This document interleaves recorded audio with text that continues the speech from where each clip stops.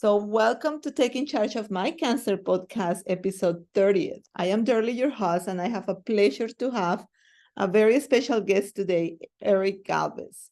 So, Eric had a golf ball sized cerebral pontine meningioma brain tumor, ended his physical therapy career almost 2 years after starting it in San Diego, California.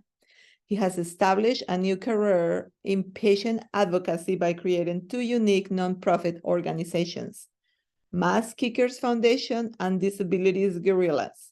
He has also published two books about his experiences as a young physical therapist turned neuro-oncology patient and patient turned nonprofit executive. He currently serves as the membership and communication chair for the APTA, which is the American Physical Therapy Association Oncology Balance and Fall Special Interest Group, APT liaison for the APTA Michigan Oncology Rehabilitation Special Interest Group, and World Physiotherapy IPT Hub website manager. He hopes to strengthen the relationships with the APTA Balance Falls Trial Alliance, Academy of Neurological Physical Therapy Special Interest Group, and the APTA Geriatric Special Interest Group, as well the APTA Oncology. Continue promoting the importance of fall screening in the oncology population, and continue to grow the reach of the APTA Oncology Balance and Fall Special Interest Group within the physical therapy profession and the oncology patient community. The mission of the new nonprofit organization, Disability Guerrillas, is to unite and empower individuals with physical impairments in the United States with exercise and create a unique network of community-based exercise advocates. So thank you so much for being here. Really, really appreciate you being part of this. Yeah, of course, of course. So you're amazing. So you're absolutely amazing. It's like, it's very hard to be a therapist to begin with. And then you actually upcoming just having a brain tumor. Right. So I kind of did a little bio, but you want to tell us a little bit about your career, what has been going on? Yeah, well, I graduated from physical therapy school way back in 2003, and I moved. I'm from Michigan, and I'm Filipino American, so I don't really like the cold. So I ended up moving to San Diego, California, to start my career in physical therapy. And I worked in outpatient orthopedics. Well, actually, I started in acute care, but I ended up in outpatient orthopedics. And I really loved it. I've loved all the physical activities that they had in San Diego, like surfing and doing triathlons and 5Ks. And I really love the active lifestyle. But then about a year and a half after I started working, they found a golf ball sized meningioma between the brainstem and the cerebellum. So, at the time, we didn't really know a lot about brain tumors because, like, most of the celebrities that you hear that get brain tumors end up passing away. So, it scared the living daylights out of me. Of course. Yeah, I actually ended up having surgery and treatment where I used to work. So many of my coworkers were my medical team. So that kind of made me feel at ease, but I'm sure it put them in a very awkward situation as well. Here's the guy they would go to lunch with or go to happy hour with, and now I'm their patient.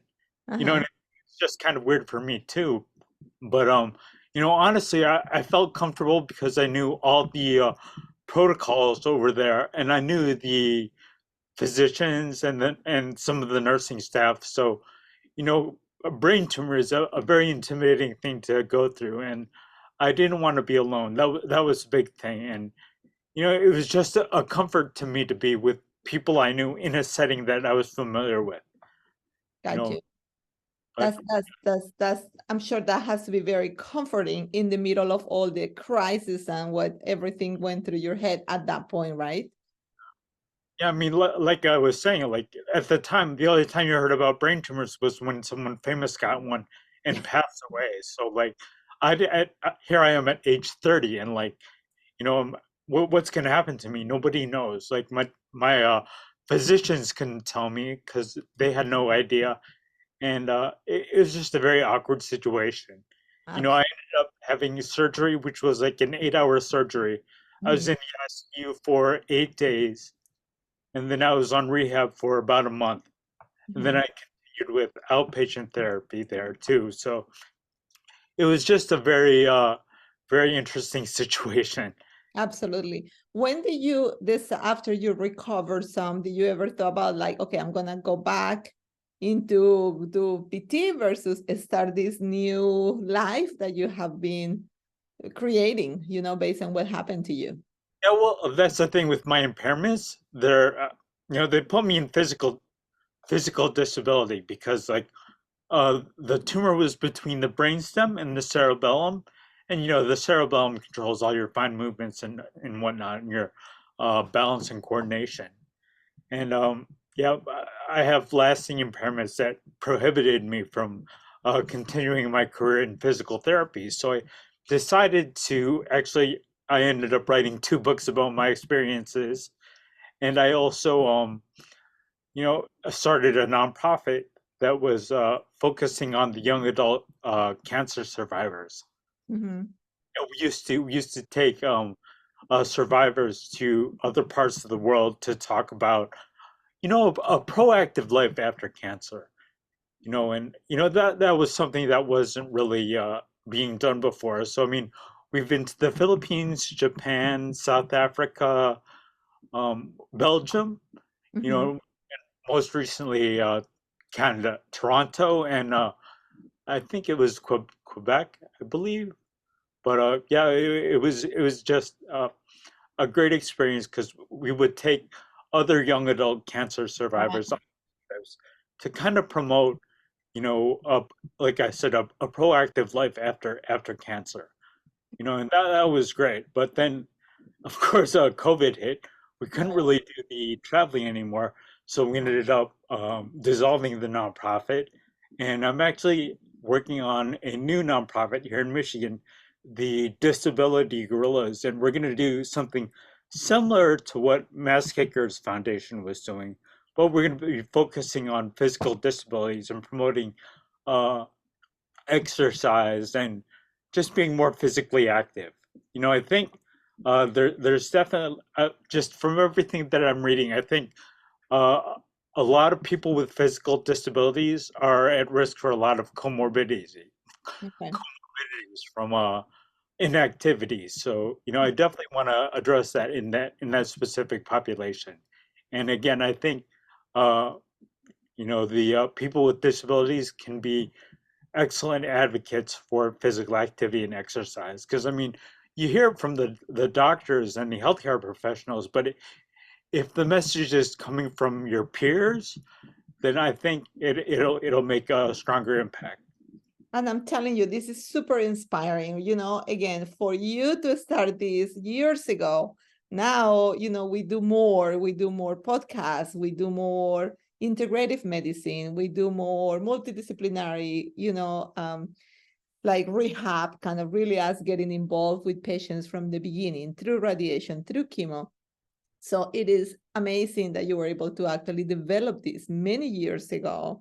And now it's just so inspiring. And really, I think that you're right. A lot of the times, I do see patients in outpatient oncology, 40 hours a week. And then you're right. Sometimes you tell them based on my experience with other patients, but when it's coming from a patient to a patient, somebody who has been living that situation definitely is a much better message. So that's excellent. Um, so you have a really valuable journey. What will be that like the major 3 tips that you will be giving to our audience? Well, the first tip I would say is that if you see something wrong, I think it's your duty to do something about it. Like, I mean, that's how everything starts. There's got to be a spark. So I believe that a lot of survivors have the potential to be that spark for other survivors. So, just from what I've noticed over the years is that, other survivors inspire people. So like, I think that's definitely something that I think is very admirable. The second tip I have is that, you know, if you want to start something like a new nonprofit or whatnot, you need to have a a definite strategy. Like there's definitely a lot of planning that goes on with that, and that's kind of the stage that I'm in right now. So I mean, yeah, it's kind of fun just recruiting people to help you, and yeah, just kind of brainstorming on everything. So, you know, it's just an exciting exciting time. Mhm. The third and final tip is, you know, again, like I'm kind of a goofball and I'm kind of a dork. So anybody can if they have the right strategy or in the right planning, they can do anything. So my thing is that, you know, people need to understand that, you know, why not me? You know, I can do it. You know, you just need a plan. Uh-huh. And that's actually so pliable, not just from like in the position where you are now to try to develop this, but as well from anything you go through, right? So you get this diagnosis, you go through these treatments day a day. Is like, you can get over this, it's gonna be better days coming up, even if it doesn't feel that way at that moment. So yes, that's very true. I Yeah, totally agree. Because you never know what you can do until the opportunity is there. So you got to seize that opportunity. Perfect. How about the most painful lesson? Well, you know, that's the thing. Like, you know, there's always somebody like you. Like for me as a young adult cancer survivor or an oncology survivor, you know, the biggest thing was isolation. And like, you know, I personally found a lot of people, a lot of my peers and people who were similar to me online through like social media like Facebook, and at the time it was I think it was MySpace. But YouTube and Instagram, they're great ways to connect. You know, and I think that's what people need to understand. I mean, sure, it's fun and it's easy to get addicted to, but you know, in terms of connecting people, I think that's definitely the way to go. Social media. Okay. And then how about if you go back to what has been happened to you, what was the most painful part of the whole thing? Either, of course, at the time of diagnosis, but as a cancer survivor, what has been like the most difficult things that you can, or like you can pick one more most difficult thing that you have been living? Well, for me personally, it was just all the things that I couldn't do anymore. Like after my surgery, I was in a wheelchair for, gosh, probably about 3 or 4 months, and it took me a while to get to a walker, and then eventually crutches, which I'm on right now. I still, you know, kind of miss all the physical activities that I was able to do. No, but I'm finding different ways to stay physically active and whatnot. So I mean, you know, the hardest thing was knowing exactly what needed to be done to improve and not being able to do it. That was just really frustrating for me because I yeah, the whole reason I moved to San Diego, California was to be more physically active, to go surfing or to go do the triathlons and whatnot. And after that was taken away, you know, what was I left with? You know, I ended up becoming an avid reader of books, and I actually wrote 2 books about my personal experiences. So Mhm.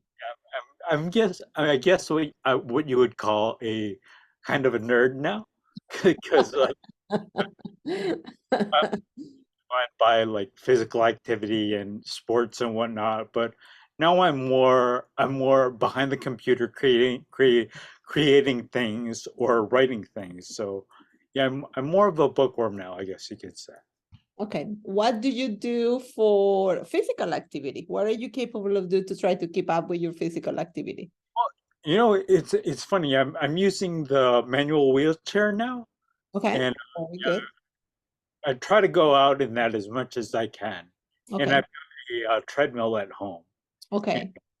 And just recently, I started a kind of a crazy thing. Like we started doing this last year. We did this push-up challenge.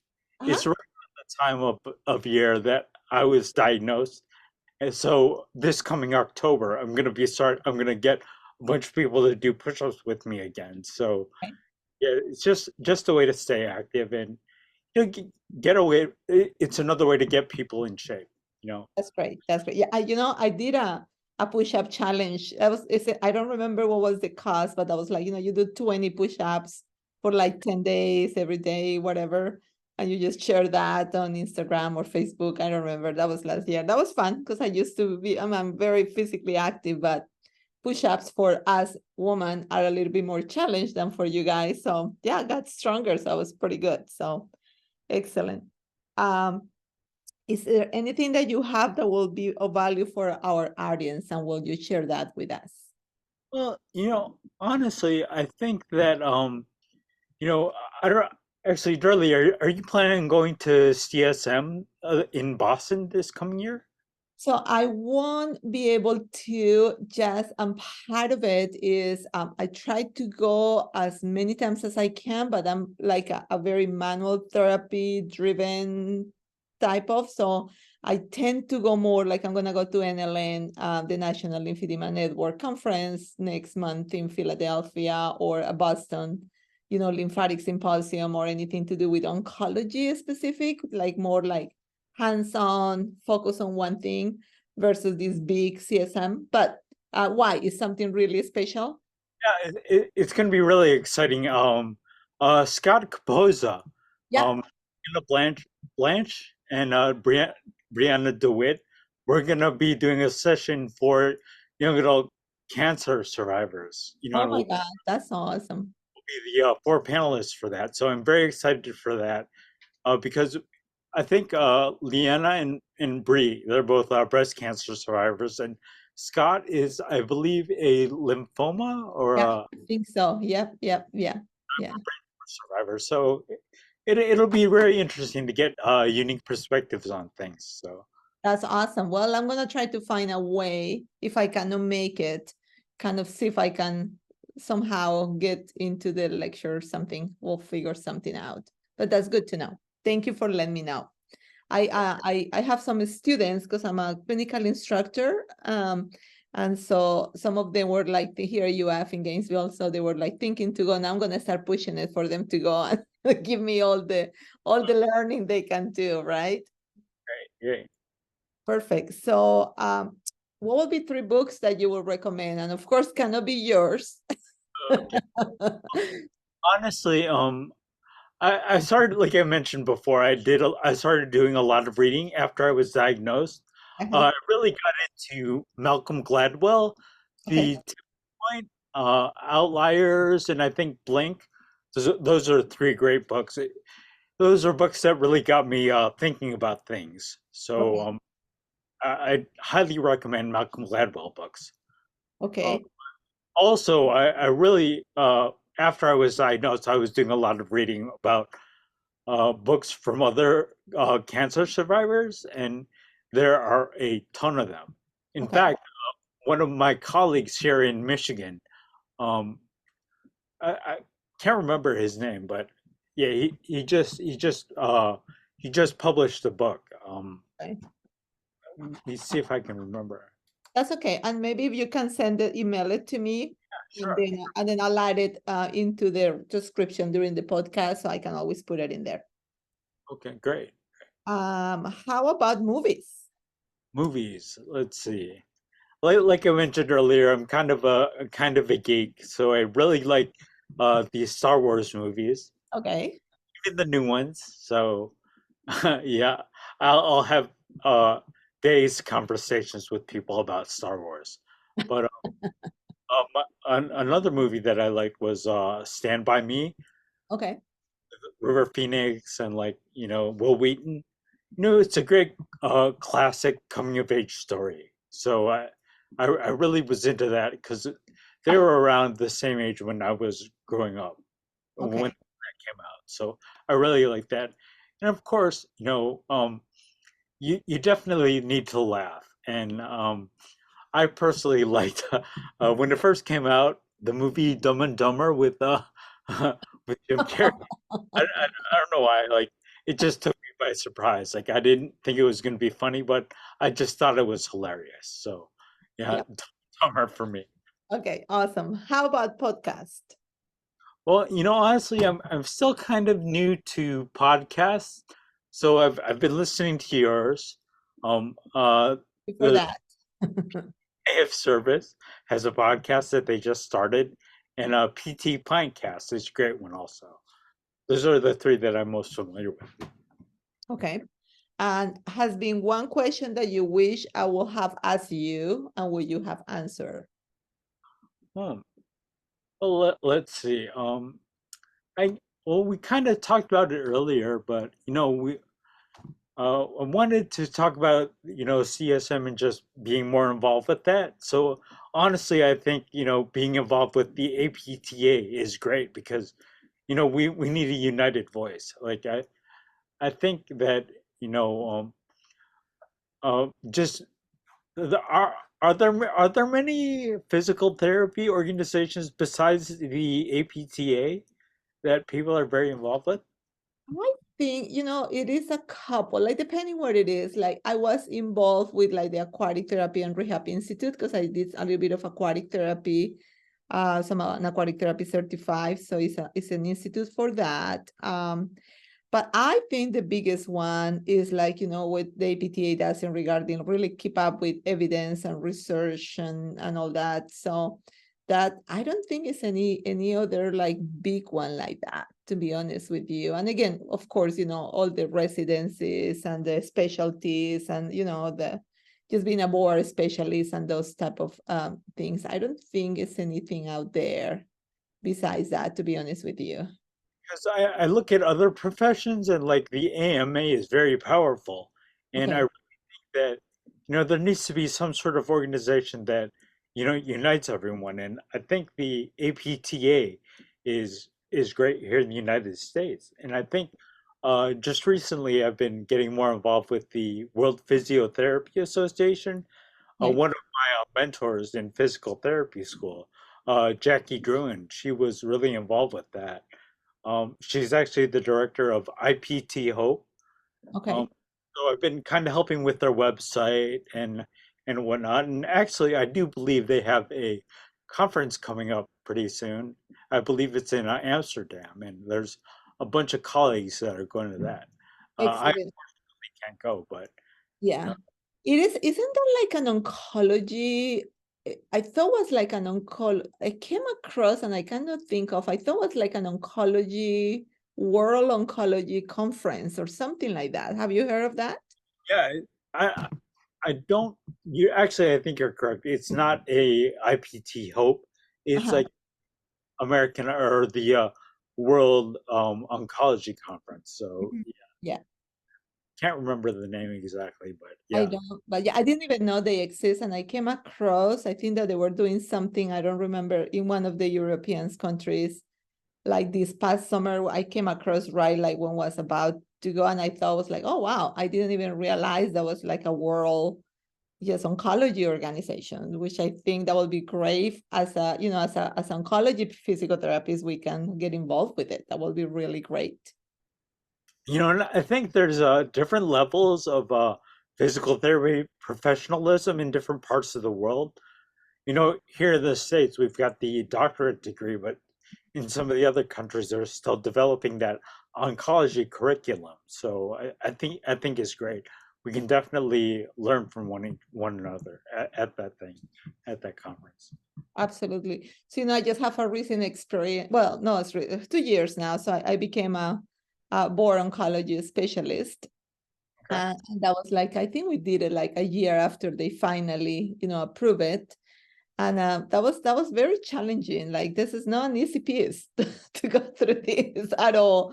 And there was because we need to go over like a case study first to see if we get approved and then go through the whole thing. But that was a great, like was one of the amazing learning experience, just studying for it. I really learned a lot and really value a lot of the things. So it has been really was a really fun experience.